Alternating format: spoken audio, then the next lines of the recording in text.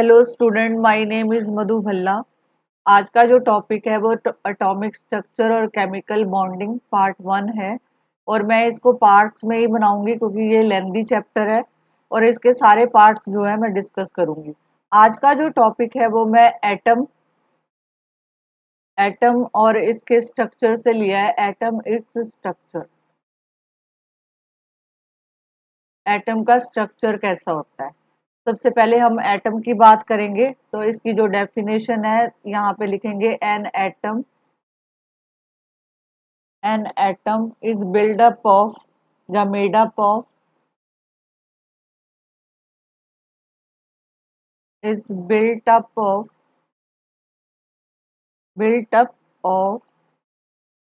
a number of subatomic subatomic particle subatomic particle। तो ये सब एटॉमिक पार्टिकल से मिलके बना है। और सब एटॉमिक पार्टिकल कौन से होते हैं? Electron, proton proton and neutron.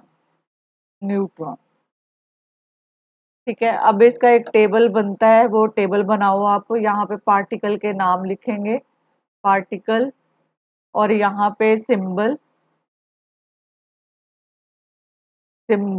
और यहाँ पे चार्ज, और यहाँ पे मास किसमें? एटॉमिक मास यूनिट में, AMU जिसको लिखते हो। और एक मास होता है ग्राम में, मास ग्राम। ठीक है, ये टेबल बनेगा। सबसे पहले बात करते हैं हम इलेक्ट्रॉन की। इलेक्ट्रॉन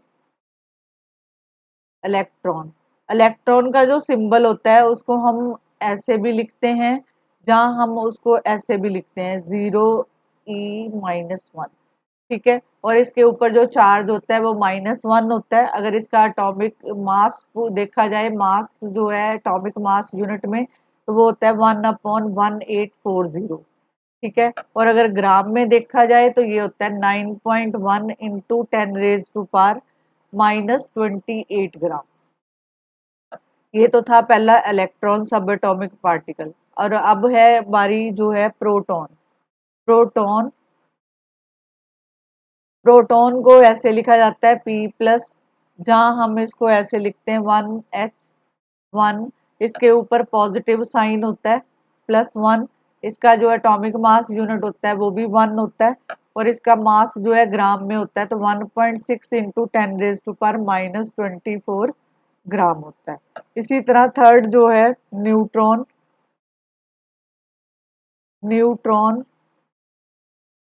न्यूट्रॉन को हम लिखते हैं 1N0, जहाँ अकेला N, और इसके ऊपर कोई चार्ज नहीं होता है, उसको 0 लिखते हैं।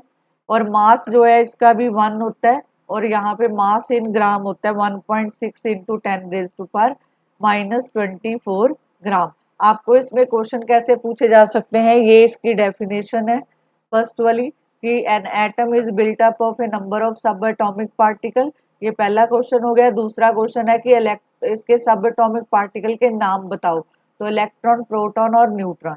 उसके बाद जो है इलेक्ट्रॉन के ऊपर कौन सा चार्ज होता है? -1। प्रोटॉन के ऊपर कौन सा चार्ज होता है? +1। और न्यूट्रॉन के ऊपर कौन सा चार्ज होता है? 0 चार्ज होता है। आपको मास पूछा जा सकता है एटॉमिक मास यूनिट में, तो जो इलेक्ट्रॉन है 1/1840 होता है, और प्रोटॉन जो है 1 होता है, न्यूट्रॉन जो है 1 होता है। और इसके सिंबल पूछे जा सकते हैं। इलेक्ट्रॉन को आप E पॉजिटिव नेगेटिव, और प्रोटॉन को P पॉजिटिव, और न्यूट्रॉन को आप N से लिख सकते हो। अब देखो, इसके दो पार्ट्स होते हैं स्ट्रक्चर के, एटम के। Two structural atom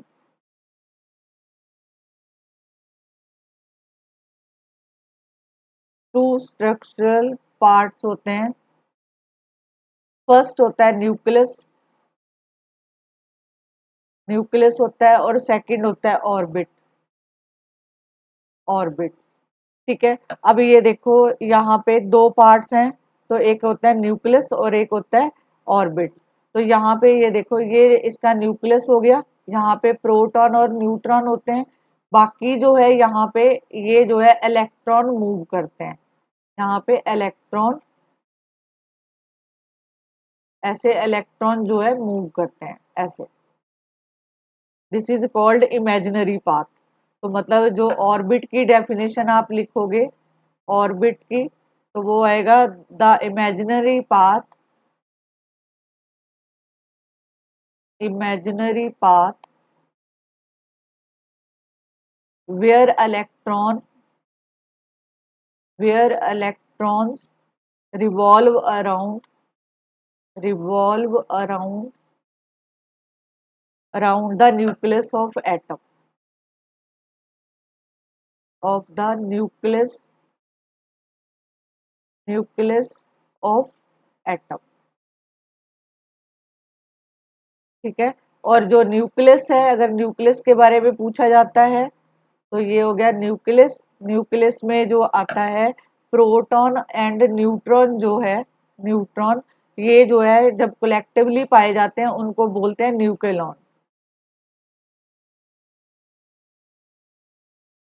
collectively known as nucleons. ठीक है। Found in a central part of the, ये देखो ये इसका सेंट्रल पार्ट है, तो यहाँ पे प्रोटॉन और न्यूट्रॉन पाए जाते हैं, ये इलेक्ट्रॉन जो है बाहर की तरफ रिवॉल्व करते हैं। ठीक है। तो दिस इज कॉल्ड, ये आपको एक स्ट्रक्चर मिल गया एटम का। अब बात करते हैं कि उस जो atomic number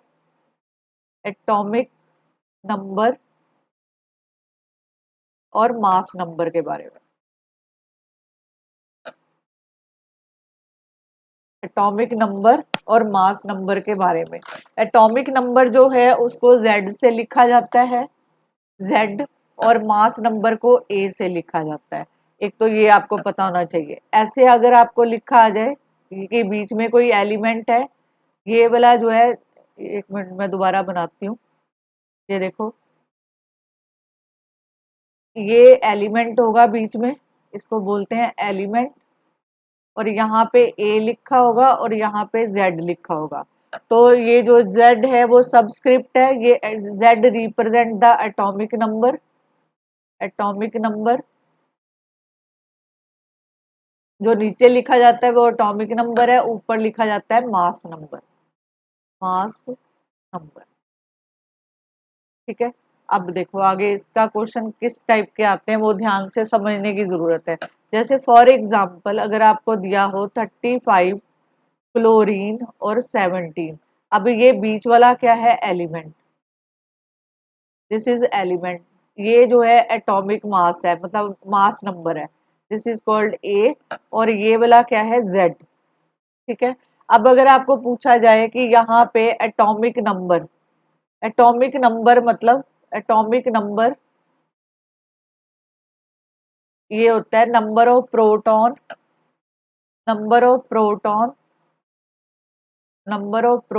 equal to electron number of electron. मतलब यहाँ पे ये जो है इसका sign Z, number of proton मतलब P, और नंबर ऑफ इलेक्ट्रॉन मतलब E। ठीक है। अब बात करते हैं मास नंबर की। पहले फॉर्मूला बता देती हूँ, फिर मैं आपको सॉल्व करना बताती हूँ। मास नंबर जो है उसका फॉर्मूला होता है मास नंबर का, mass number equal to number of neutrons plus number of protons.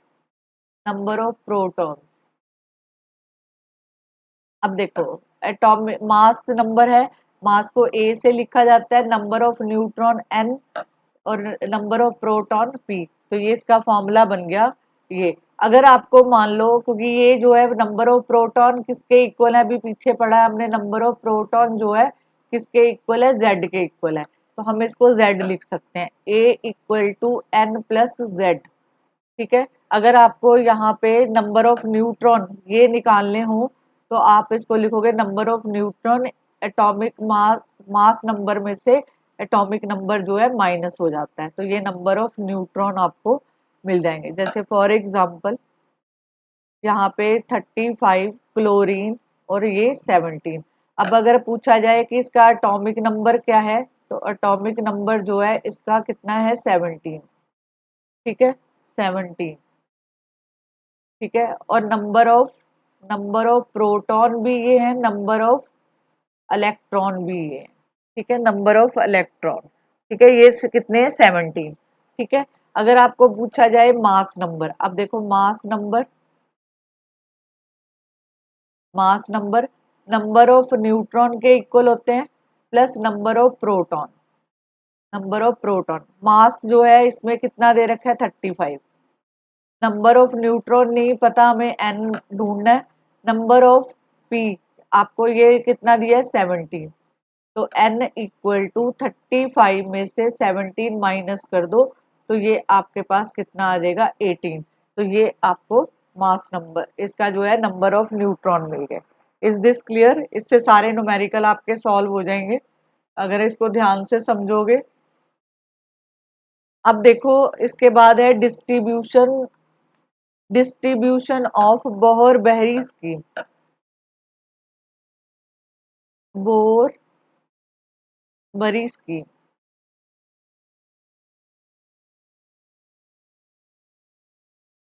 बोरबरी scheme में क्या होता है कि यहाँ पे जो है डिफरेंट जो डिस्ट्रीब्यूशन होता है इलेक्ट्रॉन का इन डिफरेंट शेल, यहाँ पे लिखो distribution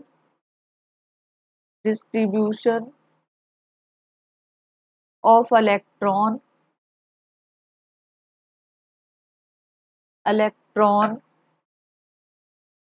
in different shell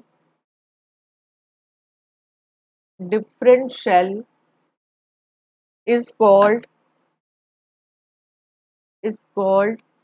electronic configuration. Electronic configuration उसको बोला जाता है इलेक्ट्रॉनिक कॉन्फ़िगरेशन, मतलब distribution of electron in different shell में कितने उसके नंबर ऑफ इलेक्ट्रॉन आएंगे, तो वो उसको कहलाता है डिस्ट्रीब्यूशन ऑफ इलेक्ट्रॉनिक कॉन्फ़िगरेशन।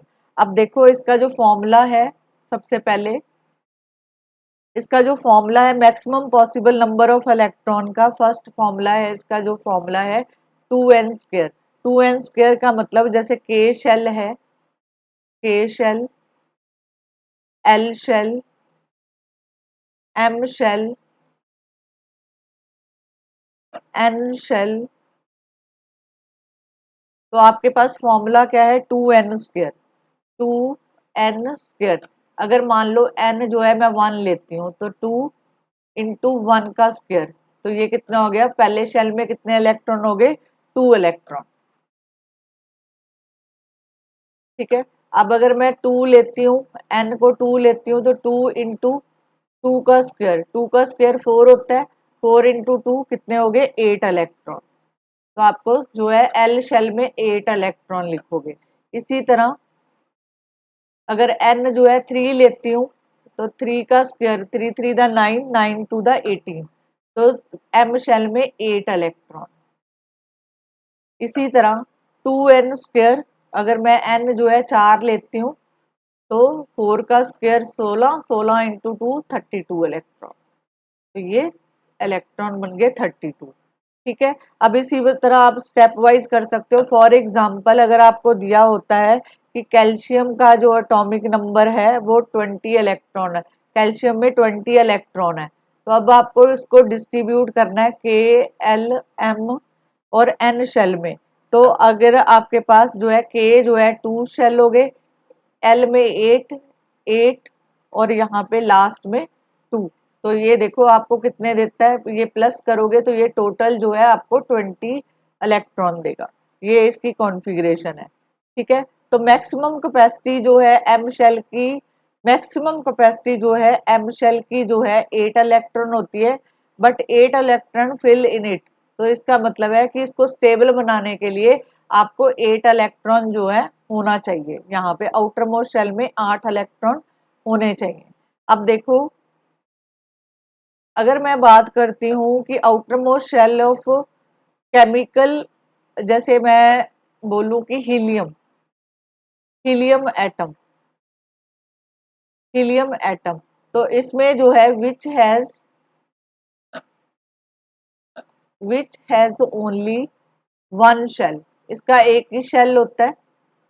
इसका एक ही शेल होता है, तो आपको पूछा जाए कि ये कितने इलेक्ट्रॉन को अकोमोडेट करेगा, तो ये 2 इलेक्ट्रॉन अकोमोडेट करेगा। जैसे 1 शेल है तो मतलब 2 × 1 का स्क्वायर, तो ये 2 × 1, तो ये 2 इलेक्ट्रॉन ही जो है अकोमोडेट कर पाएगा। ठीक है, हीलियम जो है एक स्टेबल है, क्योंकि ये जहाँ तो दो प्रॉपर्टी होती है, एक होती है डुप्लेट और एक होती है ऑक्टेट। ऑक्टेट में 8 इलेक्ट्रॉन चाहिए होते हैं स्टेबल होने के लिए, डुप्लेट में 2 इलेक्ट्रॉन चाहिए होते हैं स्टेबल होने के लिए।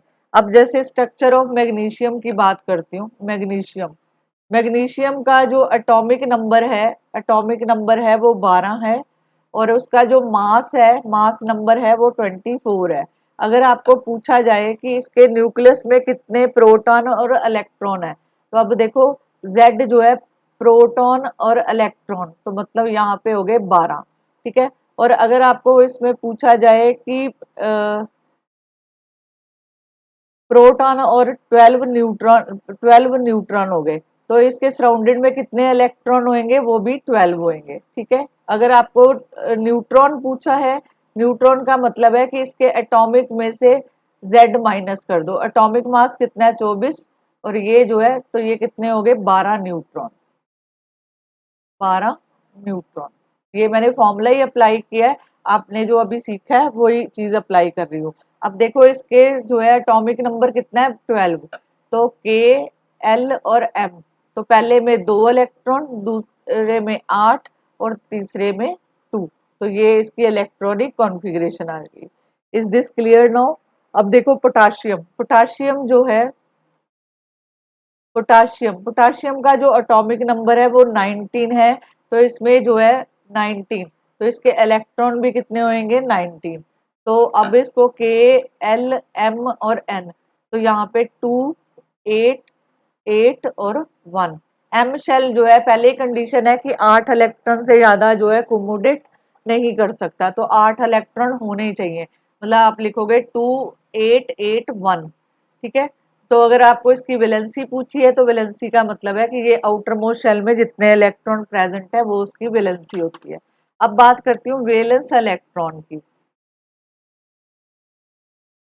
अब बात करते हैं valence electron. Valence electron, valence electron में क्या है, the outermost shell,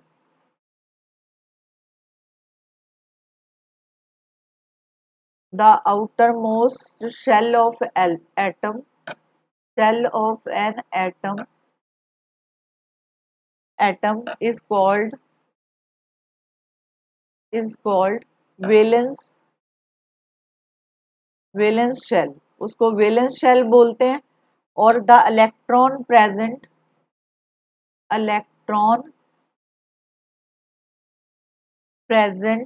in the valence shell, कितने इलेक्ट्रॉन प्रेजेंट है वैलेंस शेल में, उसको बोलते हैं is called valence electron. Valence electron, उसको वैलेंस इलेक्ट्रॉन बोला जाता है। जैसे अब आपको पता होना चाहिए कि एक होता है मेटल और एक होता है non metal. Non metal, metal की पहचान होती है इसके आउटर मोस्ट शेल में 1 2 3 इलेक्ट्रॉन होते हैं, और इसमें जो है 4 5 6 और 7 इलेक्ट्रॉन होते हैं। तो जो जिसके आउटर मोस्ट शेल में 1 2 और 3, जैसे मान लो फॉर एग्जांपल अगर मैं सोडियम का एग्जांपल देती हूँ, सोडियम का एटॉमिक नंबर होता है 281, तो या मतलब एटॉमिक नंबर होता है 11, तो इसको लिखते हैं के एल और एम, तो इसका बन गया 281।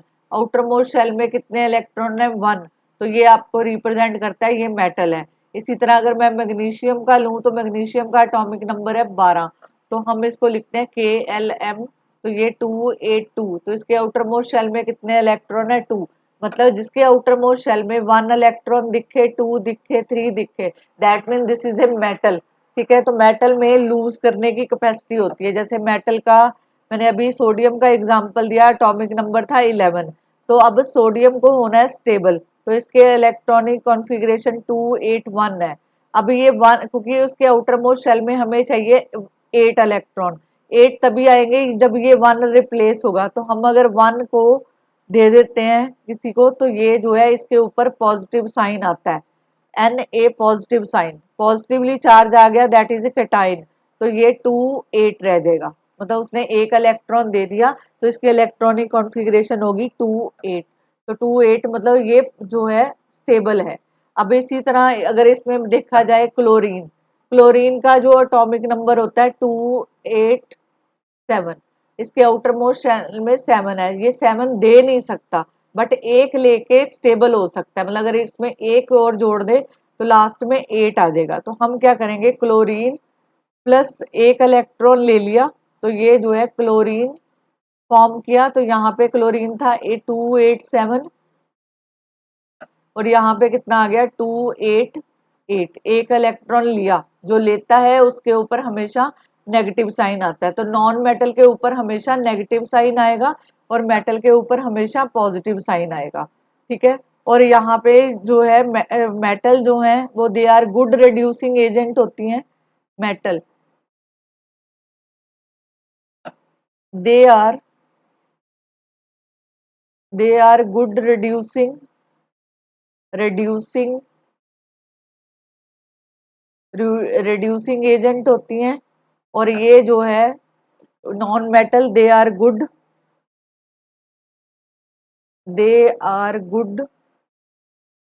Oxidising agent, oxidising agent. Non metal जो है एनोइन फॉर्म करती हैं, और जो मेटल हैं वो केटाइंस फॉर्म करते हैं। केटाइंस मतलब उसके ऊपर पॉजिटिव साइन आता है और एनाइंस के ऊपर नेगेटिव साइन आता है। अब बारी आती है कि इनका जो है वैलेंसी कैसे निकालें। वैलेंसी की पहले डेफिनेशन लिखते हैं।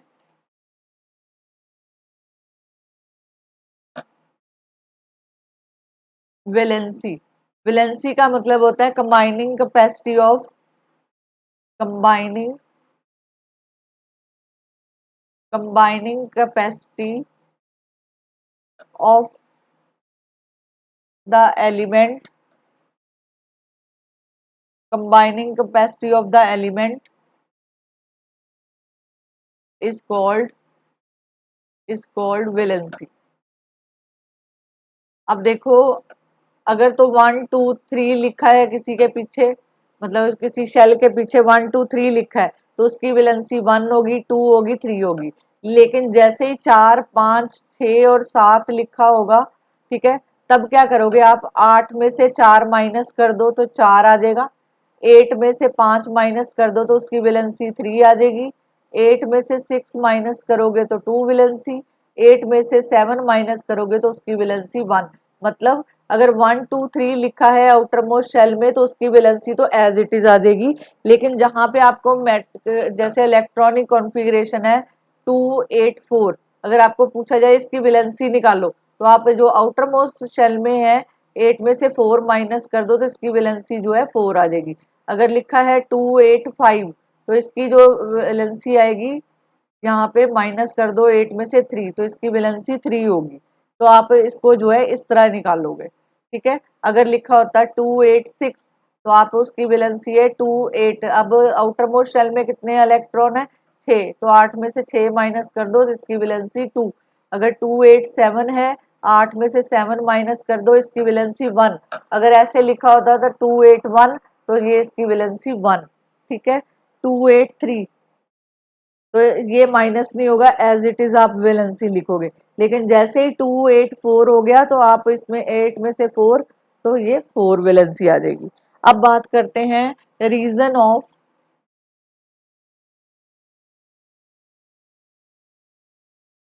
Reason of chemical chemical activity, activity of an atom, chemical activity of atom. अब जो है atom of all noble gases have 8 electron, जितनी भी नोबल गैसेस हैं, नोबल गैसेस, इसके आउटर मोस्ट शेल में 8 इलेक्ट्रॉन जो है प्रेजेंट होते हैं। ये जो है 8 इलेक्ट्रॉन इसको करते हैं स्टेबल। तो ये स्टेबल गैसेस में आती हैं। ठीक है, तो यहाँ पे दिस जब जिनके पीछे 8 इलेक्ट्रॉन आ जाते हैं तो वो एक स्टेबल अरेंजमेंट होता है। वो कौन सा होता है? स्टेबल अरेंजमेंट, स्टेबल अरेंजमेंट होता है। ठीक है, तो जितनी भी नोबल गैसेस हैं, वो नोबल गैसेस को इनर्ट गैसेस भी बोला जाता है, इनर्ट गैसेस भी बोला जाता है। इनके ऑक्टेट में 8 इलेक्ट्रॉन ऑलरेडी प्रेजेंट होते हैं और ये किसी के साथ भी रिएक्ट नहीं करती हैं, और इनकी जो वैलेंसी है, इनकी जो वैलेंसी है, क्योंकि इसके आउटर मोस्ट शेल में 8 इलेक्ट्रॉन है, 8 में से 8 माइनस करोगे तो इसकी वैलेंसी जो है 0 हो जाती है। ये किसी भी जो है एटम के साथ कंबाइन नहीं करती। ये जो है अपने आप में एक स्टेबल कॉन्फ़िगरेशन होता है। इसी तरह मैं अगर हीलियम की बात करूं, हीलियम, हीलियम जो है नोबल गैसेस है। स्टेबल होने के लिए दो रूल होते हैं, एक होता है डुप्लेट और एक होता है ऑक्टेट। ऑक्टेट में मतलब 8 इलेक्ट्रॉन आउटर मोस्ट शेल में चाहिए, और डुप्लेट में 2 इलेक्ट्रॉन से आप स्टेबल हो जाते हो। लेकिन जो हीलियम है उसके आउटर मोस्ट शेल में 2 इलेक्ट्रॉन होते हैं के शेल में। ठीक है, तो ये ऑक्यूपाई करते हैं 2 इलेक्ट्रॉन। ये आपको रूल पता था, 2n² का फॉर्मूला है। ठीक है, तो यहाँ पे ये स्टेबल एलिमेंट है। तो even though 8 electron rule does not apply in this case, तो ऑक्टेट रूल यहाँ नहीं लगेगा। यहाँ पे जो रूल लगा वो कौन सा है? Duplet rule, duplet rule. यहाँ पे डुप्लेट रूल लगाया मैंने। ठीक है, किसी भी गैसेस को स्टेबल होने के लिए जहाँ डुप्लेट रूल की जरूरत होती है, जहाँ ऑक्टेट की है। तो यहाँ पे 2 इलेक्ट्रॉन है, दैट मीन उसके शेल में 1 इलेक्ट्रॉन है, तो 2n² का फॉर्मूला है। अगर n में 1 का स्क्वायर है तो मतलब इसमें जो है 2 इलेक्ट्रॉन होंगे, तो 2 इलेक्ट्रॉन रिप्रेजेंट द डुप्लेट। तो ये डुप्लेट रूल जो है यहाँ पे अप्लाई होगा, ना कि octet rule. Is this clear? उसके बाद है कि जो अगर मैं बात करूं जिनके आउटर मोस्ट शेल में, मतलब स्टेबल होने के लिए, स्टेबल किसी भी एटम को स्टेबल होने के लिए उसके आउटर मोस्ट शेल में 2 इलेक्ट्रॉन चाहिए, जहाँ 8 इलेक्ट्रॉन चाहिए। डुप्लेट से स्टेबल बने, जहाँ ऑक्टेट से स्टेबल बने। अगर 2 से लेस है, मतलब लेस देन 2 एलिमेंट, मतलब कहने का मतलब है कि less than 2 electron, less than 2 electron, तब भी वो स्टेबल नहीं होगा, नॉट स्टेबल। और अगर लेस देन 8 इलेक्ट्रॉन है तब भी वो स्टेबल नहीं होगा, नॉट स्टेबल। स्टेबल कब होगा? जब उसके आउटर मोस्ट शेल में 8 इलेक्ट्रॉन होंगे, जैसे 2 8 8, तो इसका जो एटॉमिक नंबर बना यहाँ पे 18। ठीक है, तो ये जो है इसके आउटर मोस्ट शेल में 8 इलेक्ट्रॉन है, that mean this is a complete formation. तो मतलब यहाँ पे दो रूल लगे, कौन सा? डुप्लेट, डुप्लेट, और यहाँ पे octet rule.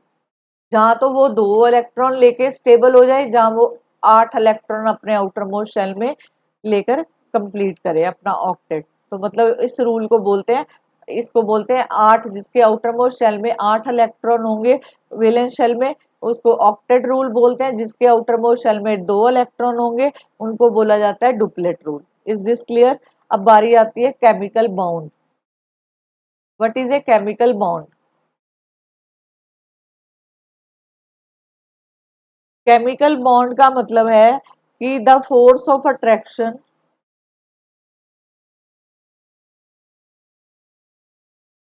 The force of attraction, the force of attraction between two atoms, दो एटम के बीच में जो फोर्स ऑफ अट्रैक्शन होता है, दैट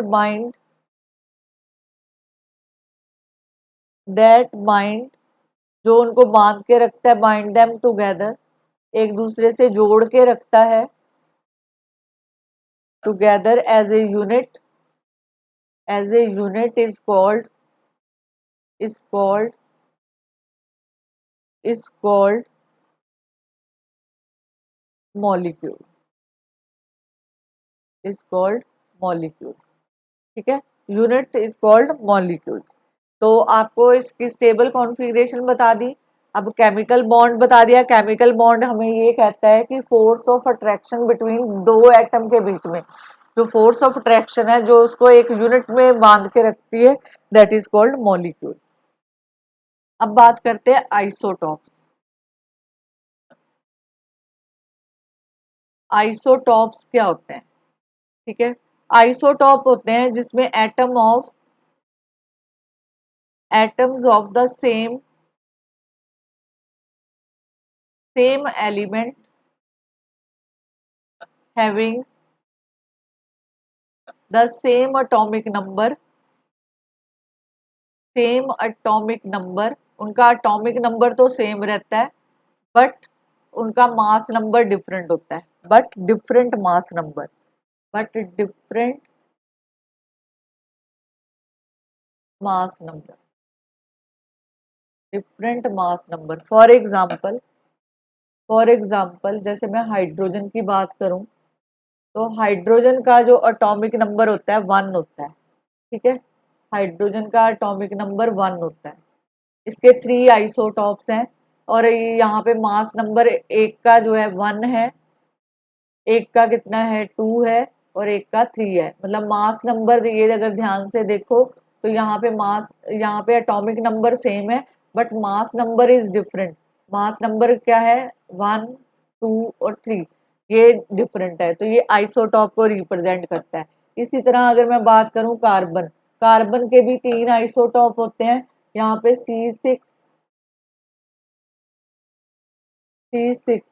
ठीक है, ऊपर कितना आएगा 12, मास नंबर 12, 13 और 14। ठीक है, 12 नंबर 13 14। और इसी तरह अगर मैं क्लोरीन की बात करूं, क्लोरीन में जो है 2 आइसोटॉप होते हैं। इसका एटॉमिक नंबर जो है 17 रहता है, लेकिन मास नंबर जो है डिफरेंट होता है, मास नंबर 35 और 37। ठीक है, अब उसके बाद है ऑक्सीजन। ऑक्सीजन में भी जो है ऑक्सीजन का एटॉमिक नंबर 8 होता है, लेकिन उसका मास नंबर जो है डिफरेंट होता है, यहाँ पे 16 और 18। ठीक है, अगर मैं पोटाशियम की बात करूं, पोटाशियम के भी 2 आइसोटॉप्स होते हैं। पोटाशियम, तो यहाँ पे के और के, इसका एटॉमिक नंबर जो है 19 है, बट इसका जो मास नंबर है वो डिफरेंट है, 39 और 41। ये इसका मास नंबर है। ठीक है, एक तो ये हो गया। अब इसके बाद जो है यूजेस ऑफ आइसोटॉप की बात करते हैं। यूजेस ऑफ आइसोटॉप, इसके आइसोटॉप्स के जो यूजेस क्या है? सबसे पहले है कि जो आइसोटॉप है कोबाल्ट का, कोबाल्ट 60, और उसका एटॉमिक नंबर जो है 27। ये यूज किया जाता है radiotherapy for treating treating cancer के लिए इसका यूज किया जाता है। आपको क्वेश्चन सीधा नहीं आएगा कि यूजेस ऑफ आइसोटोप, आपको पूछा जाएगा कि रेडियोथेरेपी फॉर ट्रीटिंग कैंसर के लिए कौन सा आइसोटोप यूज किया जाता है, तो आप लिखोगे कोबाल्ट 2760। इसी तरह आपको पूछा जाएगा कि जो हिस्टोरिकल और जियोलॉजिकल मटेरियल है, कौन सा हिस्टोरिकल एंड जियोलॉजिकल मटेरियल की एज पता करने के लिए कौन सा जो है मटेरियल की एज पता करने के लिए कौन सा आइसोटॉप यूज किया जाता है, तो आप लिखोगे कार्बन 40। ठीक है, आपको थर्ड पूछा जाएगा कि फ्यूल न्यूक्लियर रिएक्टर में कौन सा फ्यूल जो है यूज किया जाता है, कौन सा आइसोटॉप, तो यूरेनियम यहाँ पे आएगा 92 235। ठीक है, यूरेनियम 235 92। ठीक है, अगर आपको पूछा जाए goitre, treatment of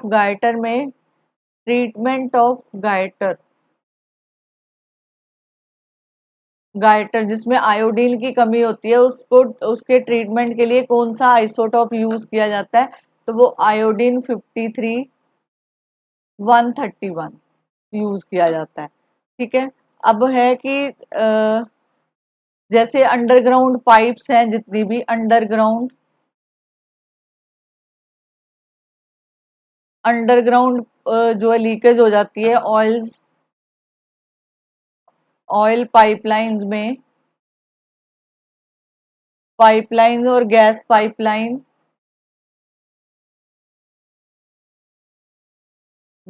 pipeline and water pipeline. तो वहां पे रेडियो एक्टिव